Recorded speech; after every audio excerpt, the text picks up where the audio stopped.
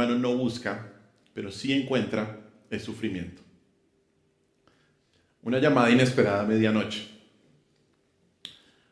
Un diagnóstico médico inadvertido. O una persona que ya no está, describen situaciones que producen dolor, mucho dolor. El sufrimiento es inevitable y debemos abandonar la expectativa errónea de que no vamos a encontrar sufrimiento en esta vida. No. La pregunta no es cómo evitar el sufrimiento y los problemas en esta vida. Esa no es la pregunta correcta. La pregunta es cómo vivir confiado en medio de los problemas. Cómo vivir confiado en medio del sufrimiento.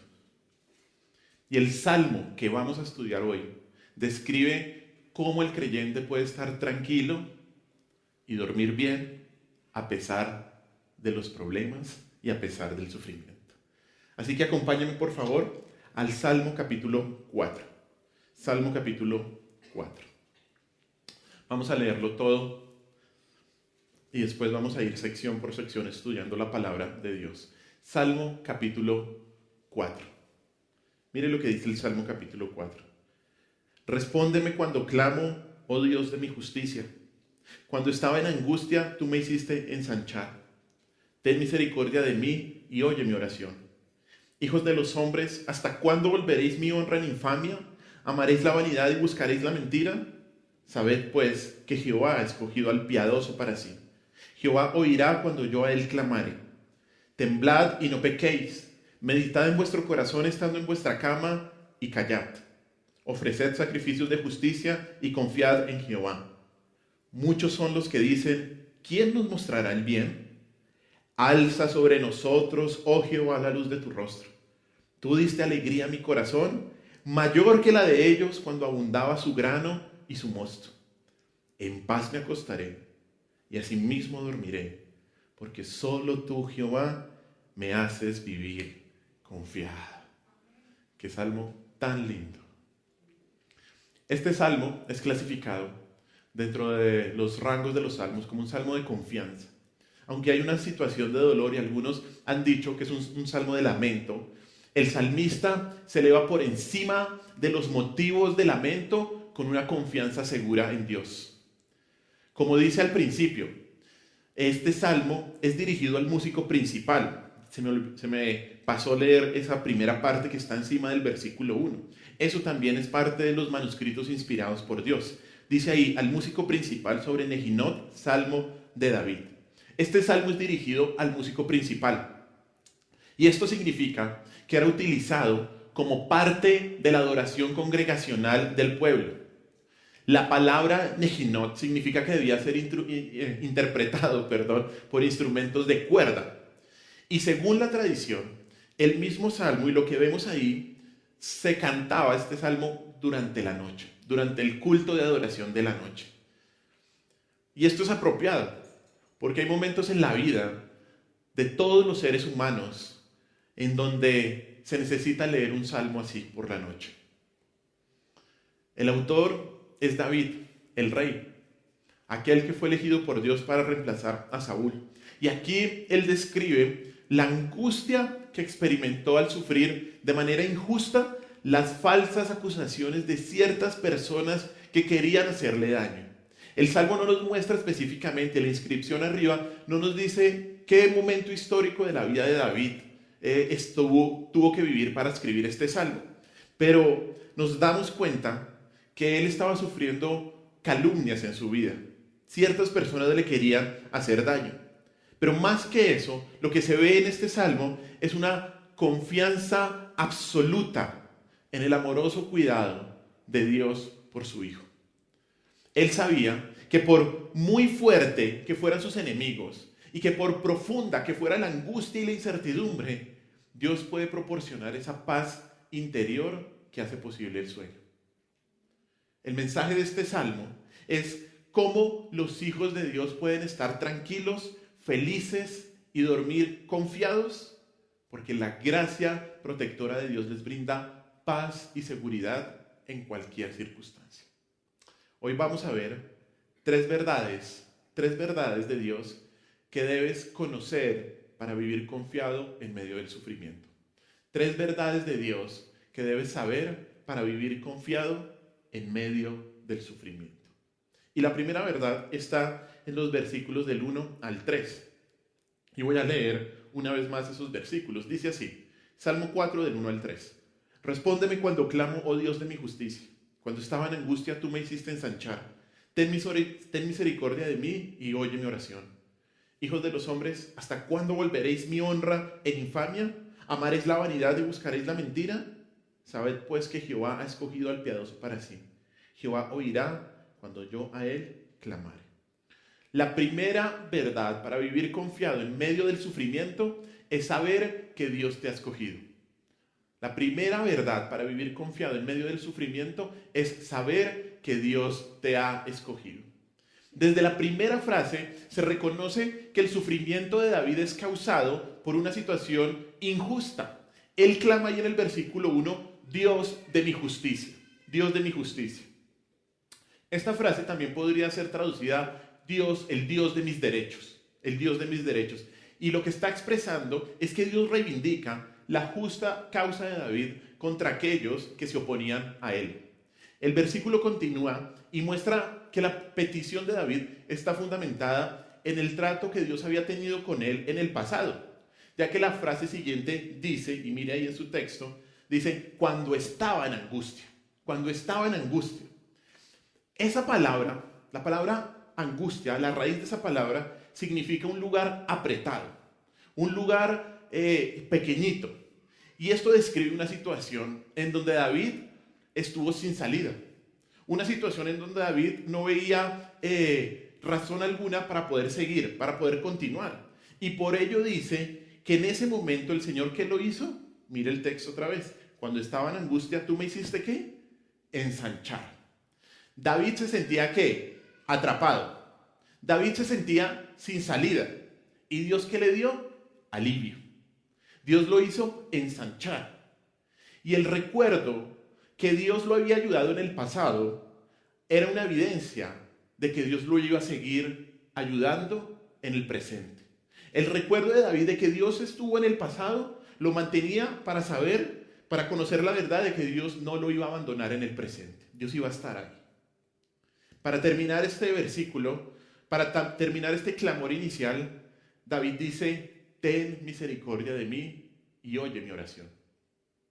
La palabra misericordia aquí significa gracia o favor y se refiere al trato favorable que Dios le pide a Dios, que David le pide a Dios sin merecerlo. Por lo tanto, lo que nos está presentando este primer versículo nos dice que David, debido a una situación injusta, solo puede clamar por el favor de Dios. Solo puede orar al Señor para que Él lo ayude. La pregunta es, ¿en qué consistía la injusticia que estaba sufriendo David? Miremos el versículo 2. Dice ahí, hijos de los hombres, ¿hasta cuándo volveréis mi honra en infamia? Ahí paré. Esa expresión, hijos de los hombres, en la Biblia describe a personas con una alta posición en la sociedad. En otros versículos se muestra eso. Altas personas que tienen una posición privilegiada. Ellos, estos hijos de los hombres, estaban deshonrando a David de alguna manera. Eso es lo que significa volver la honra en infamia. La honra podría referirse al honor o a la dignidad de David. El honor o la dignidad de David. Y lo que estos hombres habían hecho era infamar al salmista. Y esto significa que lo habían reprochado, avergonzado o deshonrado. Eso es lo que significa la palabra infamia. La manera como ellos estaban deshonrando a David era por medio de amar la vanidad y buscar la mentira. Ahí se nos aclara un poco más de qué se trataba la injusticia. Estos hombres estaban hablando palabras vacías, o sea, palabras vanas, y estaban hablando palabras falsas en contra de David. Ellos amaban la vanidad y amaban la mentira. Y habían convertido la reputación del salmista en nada. Lo habían calumniado. Habían dicho cosas falsas y por ello David pregunta, ¿hasta cuándo? ¿Hasta cuándo? ¿No? Una frase que también vimos hace 8 días. ¿Hasta cuándo? Pero esta frase es diferente. Esta es una pregunta que por la manera que está escrita implica que lo que ellos estaban haciendo vendría a su fin en algún momento. David dice, ¿Hasta cuándo volveréis mi honra en infamia? ¿Hasta cuándo amaréis la vanidad y buscaréis la mentira? David sabía que el Señor iba a responder su oración y que iba a haber un momento en que estos hombres iban a tener que callar su boca. Ahora, ¿cómo responde Dios esta pregunta? O más bien, ¿cuál es la conclusión a la que llega David para hacer frente a sus enemigos? Mire el versículo 3. Sabed, pues, que Jehová ha escogido al piadoso para sí. Jehová oirá cuando yo a él clamare. La conclusión a la que llega David para vivir confiado en medio de los problemas es saber que Dios lo había escogido. Es saber que Dios lo había elegido. Este versículo comienza, y ahí en su Biblia lo puede mirar, dice, sabed pues. Y esto es como un golpe de confianza. Esto es un golpe de confianza a David y a los enemigos. Dice, sabed pues, y llama a los enemigos a que sepan que el Señor está con David. Sepa usted que Dios está conmigo, les está diciendo David a sus enemigos. Y esta expresión, Jehová ha escogido al piadoso, es una expresión muy importante. La raíz de la palabra piadoso viene del mismo grupo de palabras hebreas que describe el pacto del fiel amor de Dios con su pueblo. Por tanto, la idea principal de esta palabra es que describe el fiel amor de la misericordia de Dios por quien ha escogido. Esto es lo que está describiendo. Y la palabra escogido también es muy importante. Significa apartado o seleccionado. Y hace referencia a cuando se marcaba algo como diferente de otra cosa y se trataba de manera especial, de una manera aparte. El ser escogido tiene connotaciones muy importantes en la Biblia. Miremos solamente un ejemplo. Deuteronomio capítulo 7, versículos del 6 al 9. Deuteronomio capítulo 7, versículos 6 al 9, que nos habla cómo Dios escogió a Israel. Deuteronomio 7, del 6 al 9. Mire lo que dice ahí. Le dice Dios a Israel, porque tú eres pueblo santo para Jehová tu Dios. Jehová tu Dios te ha escogido para hacerle un pueblo especial, más que todos los pueblos que están sobre la tierra. Usted escucha ese primer versículo y usted se le sube el orgullo, ¿no? Se le sube la autoestima. Usted dice, Dios me ha escogido, soy especial. Mire el siguiente versículo. No por ser vosotros más que todos los pueblos os ha querido Jehová y os ha escogido, pues vosotros erais el más insignificante de todos. No nos creamos mucho. Bueno, y ya vamos a hablar algo más de esto. Y hay muchas implicaciones de ser escogido por Dios. En este caso, miren lo que le dice Dios a Israel. No es porque ustedes hayan sido los mejores, para nada, de hecho no lo eran, sino que los escogí porque quise. Y hay muchas implicaciones de esta acción, pero en este salmo, como vemos que una de las verdades de que Dios nos escoge es que Dios cuida y protege. Dios cuida y protege. Y es porque David es un escogido de Dios. Vuelva al Salmo capítulo 4. Es porque David es un escogido de Dios, que mire cómo concluye el versículo 3. Jehová oirá cuando yo a él clamare. Es porque David es un elegido de Dios, que Dios oirá cuando él clamare a Dios. Es solo por eso. Y la verdad que David era escogido por Dios cambia totalmente la perspectiva de la angustia del versículo 1 que vimos a la tranquilidad total. Totalmente. El versículo 1, David estaba angustiado, David estaba preocupado, sus enemigos estaban ahí. Pero ahora él, ¿qué dice? Dios me escuchará. Dios me escuchará. Dios cuida de los suyos. Y entonces lo que comenzó con ser una petición para que Dios escuchara su oración, termina como una declaración de confianza. El Señor oirá cuando yo a él lo llame. El Señor oirá cuando yo a él lo llame. Así como David, o más bien, así como Dios cuidó a David a través de toda su vida, aún estando en peligros de muerte, Dios cuida a quienes ha escogido. Puede que como David estés viviendo una injusticia, o tal vez estás experimentando otro tipo de sufrimiento. Pero si eres escogido por Dios, ten la seguridad de que Él te cuidará. Él te cuidará. La pregunta no es si Dios me cuidará. ¿Cuál es la pregunta? ¿Soy escogido por Dios? ¿Soy escogido por Dios? Esa es la pregunta. Y una pregunta más. ¿Cómo puedo saber si soy uno de los escogidos? Y la respuesta es sumamente simple. ¿Crees? ¿Crees? Miremos Juan 3:16. Juan 3:16.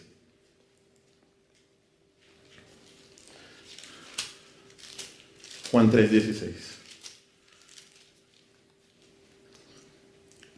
Porque de tal manera amó Dios al mundo que ha dado a su Hijo unigénito, para que todo aquel que en él cree no se pierda, mas tenga vida eterna.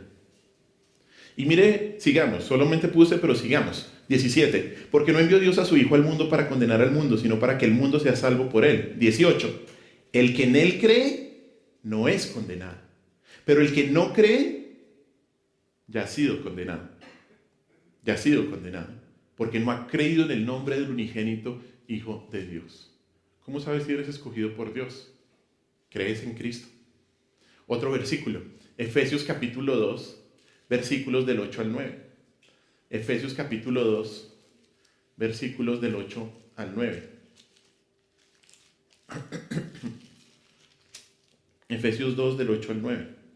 Dice así: porque por gracia sois salvos, por medio de la fe, y esto no de vosotros, pues es don de Dios, no por obras, para que nadie se gloríe. Si una persona realmente confía solo en Jesús para la salvación, esa persona es uno de sus escogidos. Si una persona cree que solo Cristo y no sus obras, no es Cristo y algo más, no, es Cristo y solo Cristo, lo puede llevar al cielo, es elegido por Dios.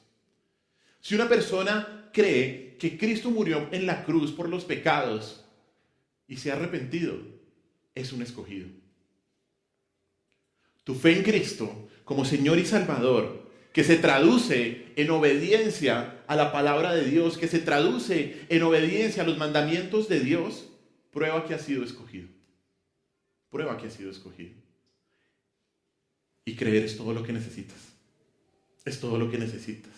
Pero hay algo más que también es importante. Si Dios te escoge, no es para que Dios viva para ti, sino es para que tú vivas para Dios. Bueno,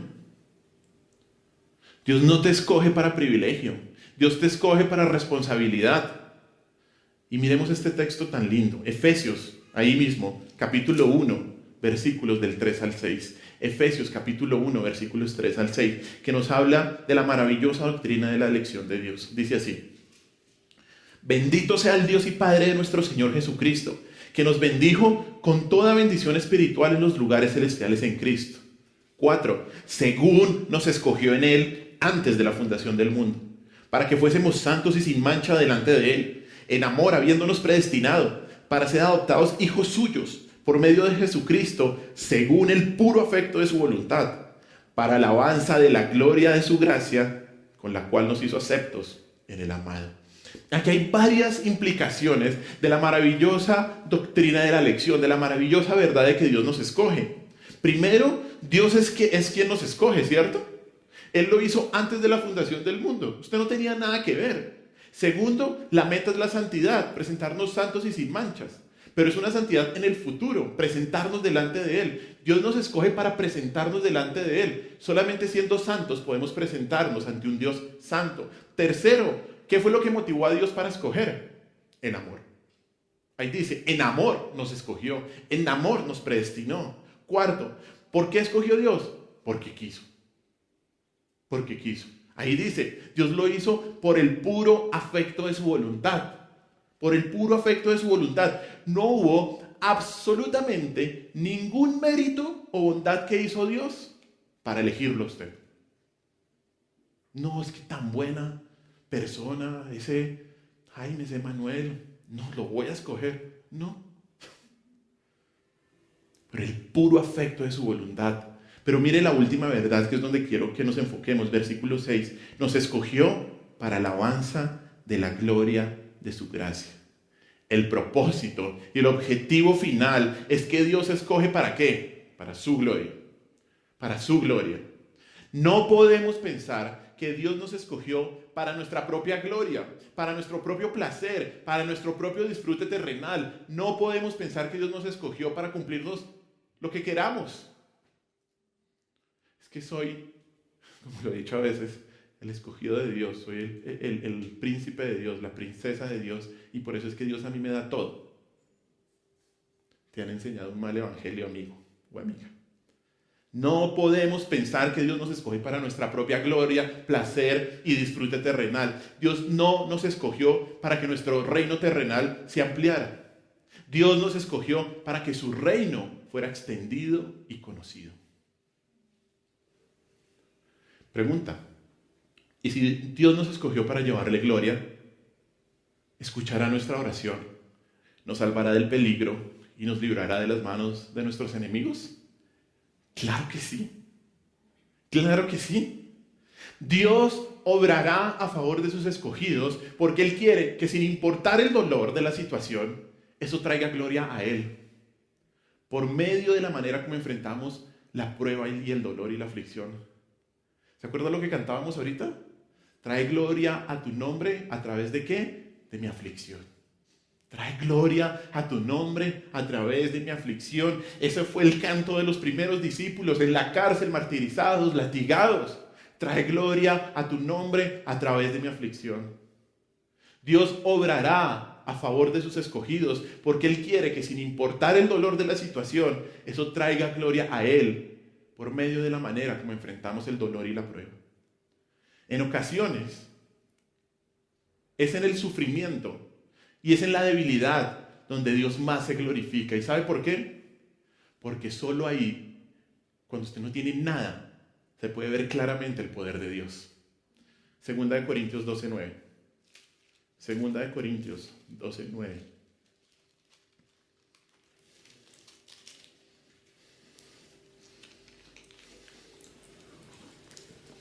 ¿El contexto cuál es? ¿Se acuerdan? Pablo pidiéndole al Señor: Señor, quítame esta aflicción, quítame este aguijón en la carne. ¿Y cuál es la respuesta del Señor? Segunda de Corintios 12:9. Y me ha dicho: bástate de mi gracia, porque mi poder se perfecciona en la debilidad.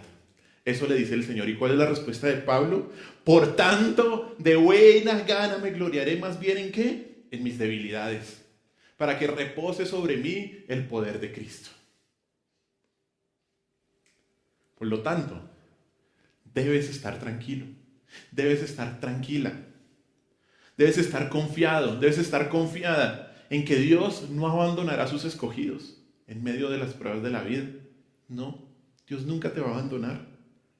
Como afirma David en estos versículos, si Dios escogió, Él te escucha. Si Dios escogió, Él te responde. Si Dios escogió, Él actúa. Si Dios escogió, Él defenderá tus derechos. Y entonces, si Dios te escogió, ¿por qué estás preocupado? ¿Por qué estás angustiado? ¿Y por qué estás temeroso? La primera verdad que debes saber para vivir confiado en medio de los problemas es reconocer que Dios te ha escogido. Y si Dios no te ha escogido, corre ya a Él. Corre ya a Él. Arrepiéntete. Arrepiéntete de tus pecados. Porque el problema no es tanto esta vida. El problema es la vida después de la muerte. Corre ya a Él. Arrepiéntete. Y cree en Cristo como Señor y Salvador y acepta su oferta de salvación. Y si eres escogido por Dios, puedes vivir tranquilo y confiado. Ya tenemos asegurada la eternidad. El presente hay que vivirlo para glorificar a Dios. Esa es la primera verdad. Segunda verdad, versículos 4 y 5 del Salmo 4. Versículos 4 y 5, Salmo 4. Dice así. Y aquí David le habla a los enemigos. Dice así: temblad y no pequéis. Meditad en vuestro corazón estando en vuestra cama y callad. Ofreced sacrificios de justicia y confiad en Jehová. La segunda verdad para vivir confiado en medio del sufrimiento, en medio de los problemas, es saber que Dios está en control. Saber que Dios está en control.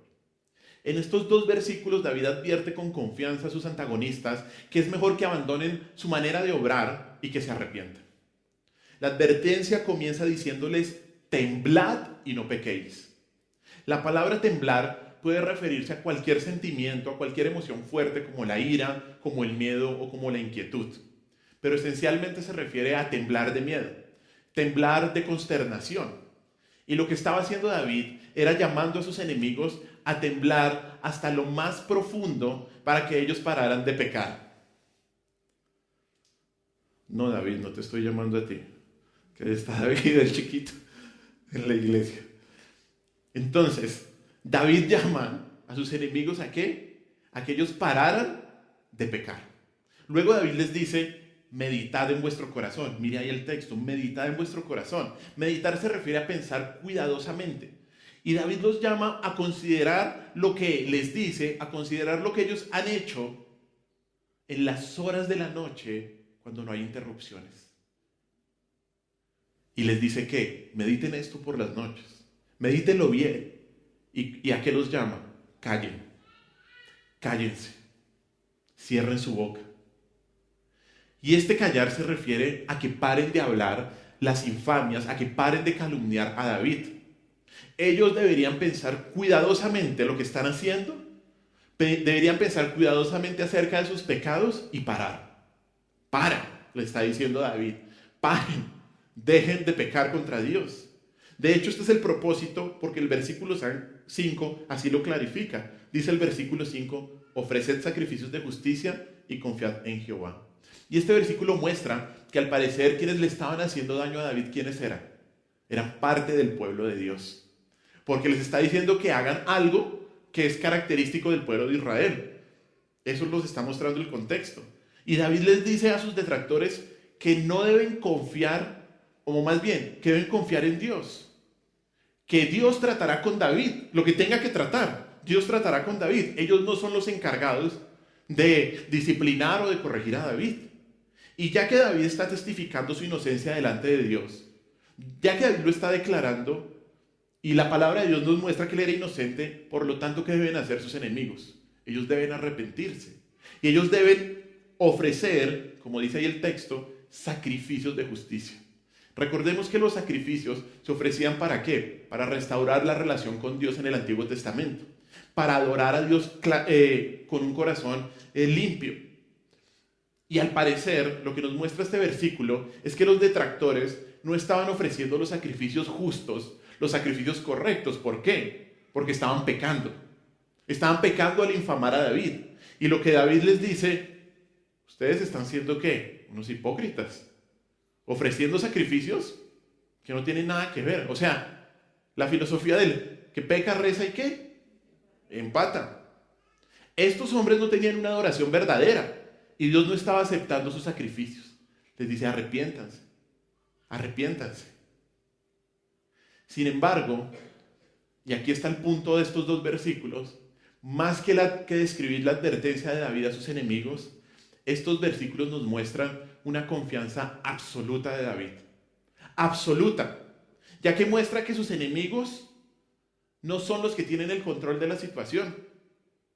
Si David estuviera totalmente angustiado, diría: Señor, quítalos, como leímos en el Salmo 27. Llévatelos de acá. Pero él dice, más bien les da un buen consejo a sus enemigos. Hermano, arrepiéntase. Arrepiéntase. David les advierte a ellos que paren de pecar, porque tendrán que darle cuentas a Dios de sus actos. Y por ello deben ofrecer sacrificios y reconciliarse con Dios. Y esto muestra la absoluta, la total confianza de David, porque él sabe que detrás y que encima de sus detractores, ¿quién está? Dios. Dios está controlando toda la situación. Absolutamente toda la situación. No importaba si esta era muy fea. No importaba si esta era muy dolorosa. David sabía que Dios estaba bajo control. Mire lo que dice el Salmo 27, versículo del 1 al 3. Jehová es mi luz y mi salvación. ¿De quién temeré? Jehová es la fortaleza de mi vida. ¿De quién he de atemorizarme? Cuando se juntaron contra mí los malignos, mis angustiadores y mis enemigos, para comer mis carnes, ellos tropezaron y cayeron. Versículo 3. Aunque un ejército acampe contra mí, no temerá mi corazón. Aunque contra mí se levante guerra, ¿qué? Yo estaré. ¿Usted qué piensa? Si ve un ejército alrededor del hotel, van a acabar a los cristianos. Nos van a matar. Esto se salió de control, anarquía total. No. Esto también Dios lo controla. Dios también controla a los enemigos. Aunque un ejército acampe, no temerá mi corazón. Hermanos, sin importar lo difícil de la situación, sin importar el dolor que produzca la prueba que estás pasando, debes saber que Dios siempre tiene el control. Y esto, en otras palabras, es lo que se conoce, ¿sabe cómo qué? Como la providencia de Dios. De aquel tema que hemos estado hablando esta semana. ¿Qué es la providencia de Dios? La providencia de Dios, la providencia divina, es la manera por la cual Dios dirige todas las cosas en el universo para sus propósitos. La providencia de Dios es su control total e independiente sobre cada criatura, sobre cada evento y sobre cada circunstancia en cada momento de la historia. Dios tiene el control total de cada molécula del universo. Dios tiene el control total de cada átomo en el cosmos, en todo momento.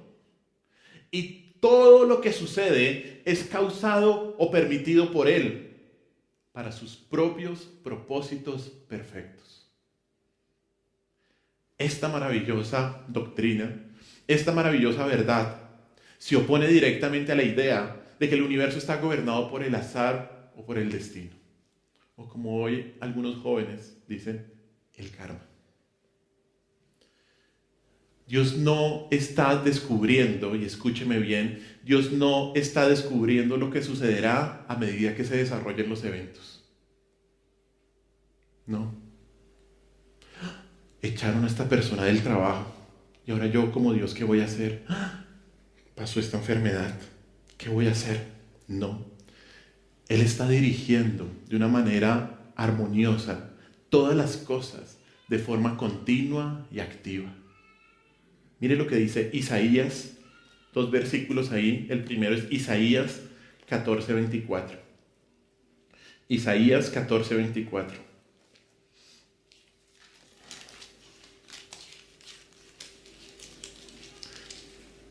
El primero dice así: Jehová de los ejércitos juró diciendo, ciertamente se hará de la manera que lo he pensado y será confirmado como lo he determinado.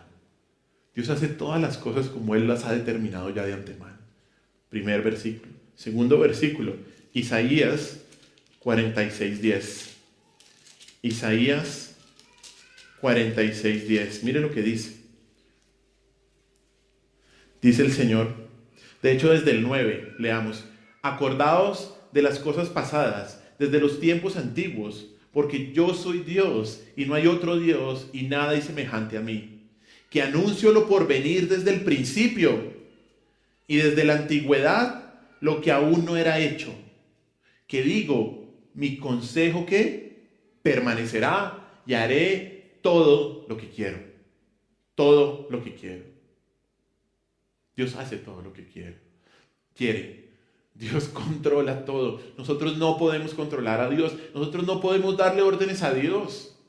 Tampoco. Ato, desato, anulo, reanulo, confirmo. ¿Qué es esa falta de reverencia? Un ejemplo de la providencia divina en las Escrituras se encuentra en la historia de José. Dios permitió que los hermanos de José, el último hijo de Jacob, lo secuestraran, sus propios hermanos. que lo vendieran como esclavo y que luego le mintieran a sus padres durante años acerca de su destino. Sin embargo, al mismo tiempo, todos sus pecados obraron para un bien mayor. José terminó en Egipto y aunque también vivió situaciones dolorosas, ahí fue nombrado ¿qué? Primer ministro de todo el reino. Y él usó su posición para sostener a la gente en una amplia región durante muchos años, durante una hambruna de 7 años, incluida su propia familia. ¿Cómo llegó José a Egipto? ¿Coincidencia? No, por la providencia de Dios que lo llevó ahí. Y mire lo que dice José, Génesis 50, 20 al 21. Génesis 50, 20 al 21. Y aquí José les está hablando a sus hermanos. Ya cuando José revela quién es él y sus hermanos se dan cuenta pensando que José iba a tomar represalias por lo que pasó en el pasado.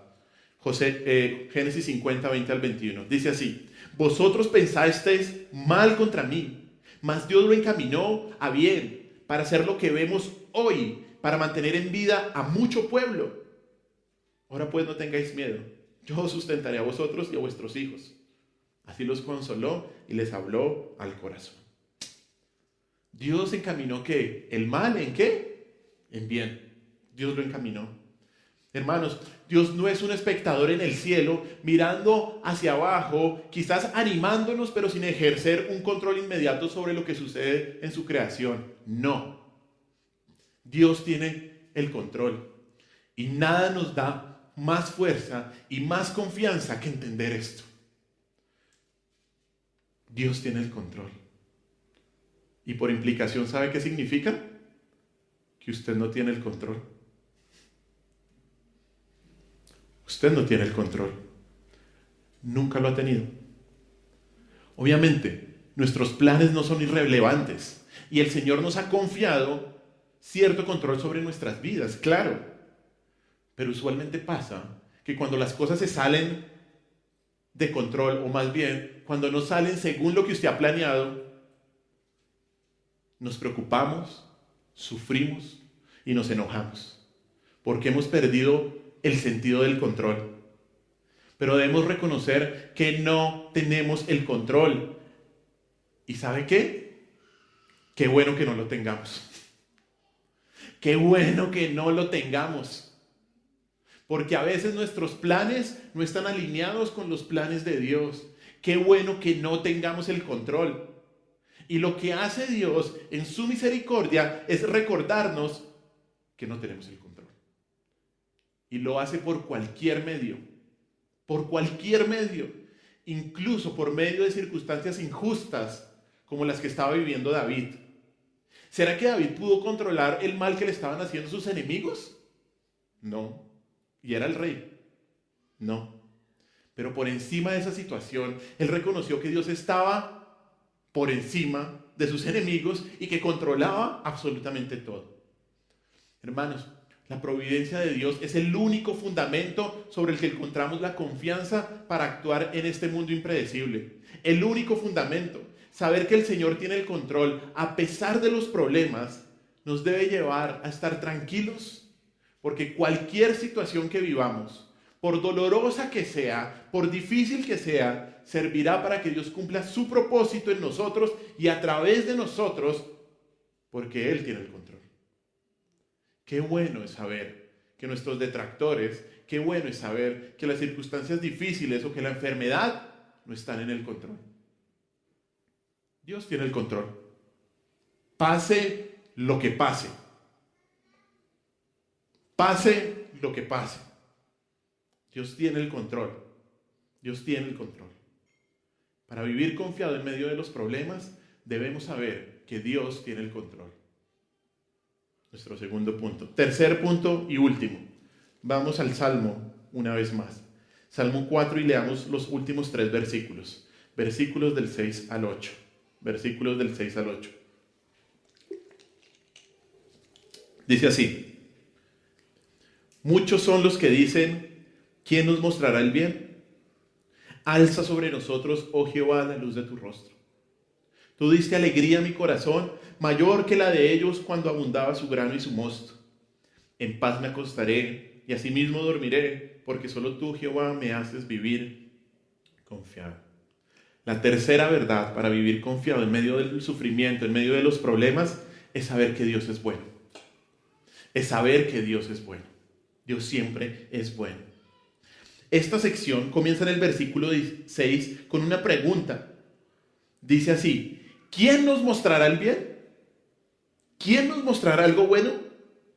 No se puede decir con certeza quiénes son estos muchos que estaban tal vez criticando al salmista diciéndole: ¿quién le va a mostrar algo bueno a usted? No se sabe. En cualquier desafío, en cualquier situación, el desafío de estos hombres, ¿cuál era? Que el salmista pudiera testificar de la bondad de Dios. ¿Será que alguien les puede mostrar algo bueno? Es similar a cuando algunas personas nos dicen: si Dios fuera bueno, usted no estaría viviendo esta situación. ¿O será que puede Dios hacer realmente algo bueno? Sin embargo, David no se deja influenciar por estas voces enemigas y responde en la siguiente frase. Él dice así, lo vuelvo a leer: muchos son los que dicen: ¿quién nos mostrará el bien?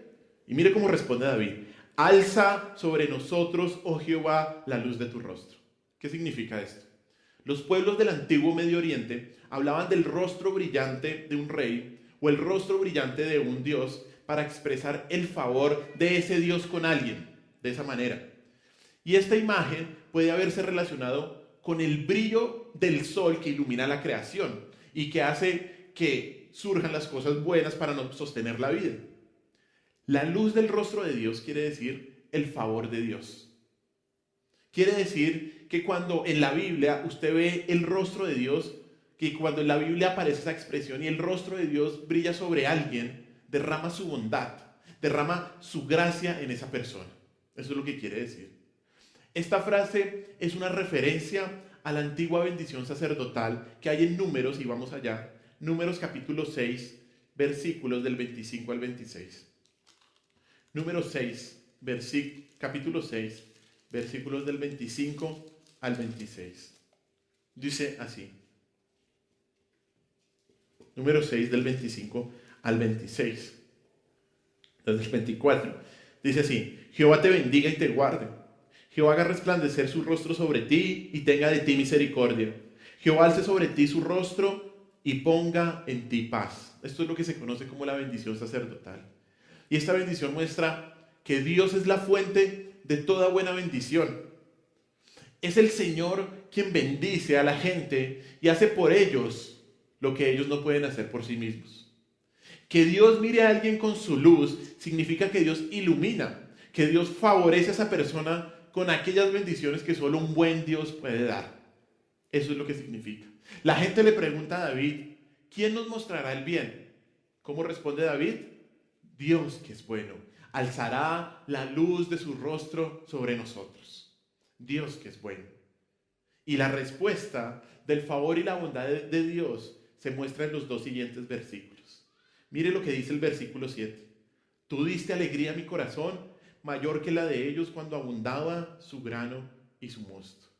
Ese versículo dice que la bondad de Dios se manifestó en la vida de David porque tenía una mayor alegría que aquellos que eran felices por otros medios aparte de Dios. La abundancia de grano y mosto hacen referencia a una cosecha exitosa de uvas y de maíz. Uvas para el vino nuevo, que era importante. Y en el pasado, la cosecha, cuando llegaba la cosecha, era una ocasión de gran gozo por todo lo que significaba. Sin embargo, ¿qué es lo que está diciendo David? Que él tiene un gozo espiritual mayor que el que el mundo puede ofrecer. Su alegría era más grande que las manifestaciones externas de gozo que caracterizaban a su sociedad. El mayor gozo de David no fue la de una cosecha abundante, no, sino el de la conciencia de la luz del rostro del Señor sobre su vida. Ese era su mayor gozo. Hermanos, Dios produce una mayor alegría que la que viene con tener graneros llenos, o lo que sería en nuestro caso, con tener la cuenta del banco llena. Dios produce una mayor alegría que esa. Esta es la verdadera bendición. Y donde se ve realmente la bondad de Dios. A pesar de no tener lo que el mundo dice que trae felicidad, hay un mayor gozo. ¿Por qué? Porque tenemos a Dios que es bueno. Porque tenemos a Dios que es bueno. Mientras el mundo está ocupado, mientras los incrédulos están ocupados buscando la felicidad en la riqueza, en el poder, en las posiciones, en los títulos, en el placer, en la alegría, en los placeres sensuales, el Hijo de Dios sabe que la verdadera felicidad se encuentra solo ¿en dónde? En la luz del rostro de Dios. Esa es la primera, donde se ve la bondad de Dios. Y la segunda manifestación de la bondad de Dios se ve en el versículo 8. El salmista concluye así: en paz me acostaré y asimismo dormiré, porque solo tú, Jehová, me haces vivir confiado. Esta es la segunda manifestación de la bondad de Dios sobre la vida de David. David testifica que ¿qué? Puede dormir tranquilo. Puede dormir tranquilo, ¿no? Y realmente es cuando los problemas están a nuestro alrededor, cuando estamos sufriendo, que el sueño se nos quita, ¿cierto? Pero mire lo que dice David. A pesar de todo, él dice: en paz me acostaré y asimismo dormiré. Él dice en paz. ¿Sabe cuál es esa palabra en el hebreo? Seguramente usted la ha escuchado. Shalom. Shalom. Y la raíz de esta palabra significa estar completo o sólido. Y tiene la idea de tener plenitud, de tener integridad y de tener bienestar. Incluye la idea de vitalidad en todas las dimensiones de la vida. La palabra no se refiere a la ausencia de los problemas, no. No se refiere a la ausencia de los conflictos. Esta paz no se relaciona con las circunstancias, como bien lo muestra David. Esta paz es el resultado de saber que Dios es bueno y que sin importar si una persona está en medio de grandes pruebas, Dios seguirá siendo bueno y dará buenas cosas a sus hijos. Esta paz que nos está hablando este salmo es el resultado de haber sido escogido por Dios. Y a pesar del sufrimiento hay paz, porque la persona tiene ¿a quién? Al dador de la paz. Y esta paz solo puede venir por medio ¿de quién? De Cristo. Juan 14, 27.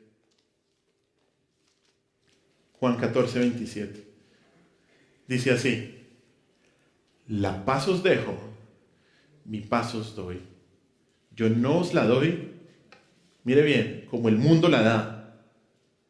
No se turbe vuestro corazón, ni tenga miedo.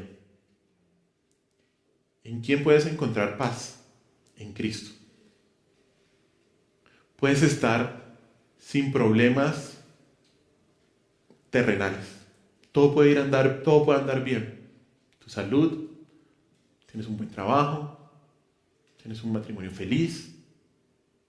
Pero si no tienes paz con Dios, no tienes paz. Para que realmente tengas paz, tienes que primero tener paz con Dios. Tienes que haberte reconciliado con Dios, haber hecho las paces con Dios, haberte arrepentido y vivir como Dios dice que tienes que vivir. Si no, no va a haber paz en tu vida. Así todo esté perfecto. Mi paz os dejo, mi paz os doy. No importa, aunque un ejército acampe contra ti, no temerá mi corazón. ¿Por qué? Tengo paz. Tengo paz. David tenía la paz de Dios y por eso podía dormir tranquilo. Los problemas, por muy duros que fueran, no le podían robar su tranquilidad, ni sus pensamientos lo torturaban en la noche. Seguramente David decía: un ejército, asirios, filisteos, a dormir. Tranquilo, tranquilo. El gozo que el salmista tenía en su corazón al saber que Dios es bueno, le permitió acostarse tranquilamente por la noche y dormir en paz. Y por ello, el salmo concluye de una manera magistral, de una manera increíble. David concluye: porque solo tú, Jehová, me haces vivir confiado. Increíble este salmo como concluye. Si usted se acuerda cómo empezamos el salmo, ¿cómo empieza? Abre su oración con un sentido de carga y angustia, David. Señor, está pasando esto. Pero ¿cómo concluye ahora? La cierra con un sentido absoluto de confianza y paz. Vivir confiado, dice David. Esto significa tener confianza, sentirse seguro. Y tiene una raíz que significa arrojarse al suelo mostrando dependencia total. ¡Pum! Me quedo quieto. No puedo hacer nada. ¿Vivo qué? Confiado. Y este tipo de confianza lleva un sentimiento de que uno se encuentra en un lugar seguro y en un lugar protegido.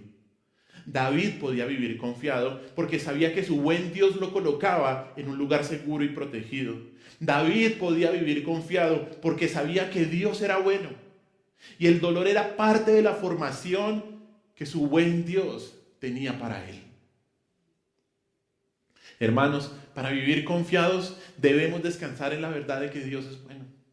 Dios es bueno. Y el hecho de que Dios es bueno significa que siempre hace lo correcto. Y aunque haya sufrimiento, el resultado de su plan siempre será ¿qué? Bueno, a pesar del dolor. Una vez más, Génesis 50:20. Una vez más, Génesis 50:20. Dice así. Vosotros, dice José, vosotros pensasteis mal contra mí, mas Dios lo encaminó ¿a qué? A bien, para hacer lo que vemos hoy, para mantener en vida a mucho pueblo. Me impresiona la vida de José. José no dice, ustedes pensaron mal y ahora Dios me hizo bien y yo soy el primero, el segundo del reino. ¿Por qué dice que Dios fue bueno? Dios lo encaminó bien ¿para qué? Para hacer lo que vemos hoy. Para mantener en vida a mucho pueblo. Para mantener en vida al pueblo del pacto. Dios obró en la vida de José a pesar de las dolorosas circunstancias, a pesar del sufrimiento que tuvo que vivir solo en una cárcel, maltratado por sus hermanos, abandonado, muchas veces seguramente con hambre, viviendo injusticias. Para algo bueno. Para él, no. Para el propósito de Dios. Ahí está claro. ¿Listo? Por lo tanto, y debido a que Dios es bueno, escúcheme bien lo que ha habido muchas veces. A los que aman a Dios, todas las cosas nos ayudan a bien. Todas son todas. Y como decía una amiga muy querida, que ya está en la presencia del Señor, esto no es poesía. Todas las cosas ayudan a bien a los que aman a Dios. Así como David, debes entender que a pesar del dolor que puedas estar viviendo, debes descansar tranquilo. Puedes descansar bien por la noche porque Dios es bueno y no permitirá nada en tu vida que no le dé la gloria a Él. Él no permitirá nada en tu vida que al final no le dé la gloria en Él. Por lo tanto, en lugar de dar vueltas y vueltas por la noche, arroja tus cargas sobre los hombros del Señor. Él tiene cuidado de ti. Él tiene cuidado de ti. Mira este último versículo, Filipenses 4, del 6 al 7. Filipenses 4, del 6 al 7. Dice, por nada estéis afanosos, sino sean conocidas vuestras peticiones delante de Dios en toda oración y ruego, con acción de gracias. ¿Y qué dice? Y la paz de Dios, que sobrepasa todo entendimiento, guardará vuestros corazones y vuestros pensamientos en Cristo Jesús. ¿Por qué tienes que estar afanado? Así se vaya quien se vaya. Así ya no haya salud. Así ya no haya dinero. Tienes a Dios. Tienes a Cristo. Para vivir confiado en medio de los problemas, debes saber que Dios es bueno. Como muchos de los salmos, en donde se presenta la experiencia del salmista, en este tampoco hay alguna sugerencia de que los acusadores pararon o que la situación cambió. El salmo termina, la situación no ha cambiado. Lo que sí cambió no fueron las circunstancias externas, sino que David entendió y recordó que Dios es quien da la confianza para vivir en un mundo en donde el dolor y el sufrimiento están siempre presentes y pueden tomar diferentes formas. Por ello debes entender que si Dios te ha escogido y te cuidará. Y lo hará para que esa situación traiga gloria a Él. Debes entender también que Dios tiene el control. Que aunque creas que el caos y la confusión es lo que prevalece, Dios tiene el control. Debes entender que Dios es bueno y que tu sufrimiento es parte de los buenos propósitos de Dios.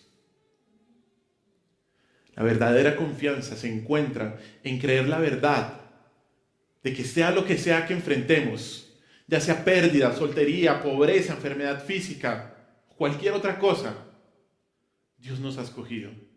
Él tiene el control y es inmensamente bueno. El verdadero consuelo se encuentra cuando entregamos nuestro corazón por completo al buen plan que Él tiene para nosotros, incluso si eso implica dolor. Este es el mensaje del Salmo 4. Y damos gracias a Dios por él.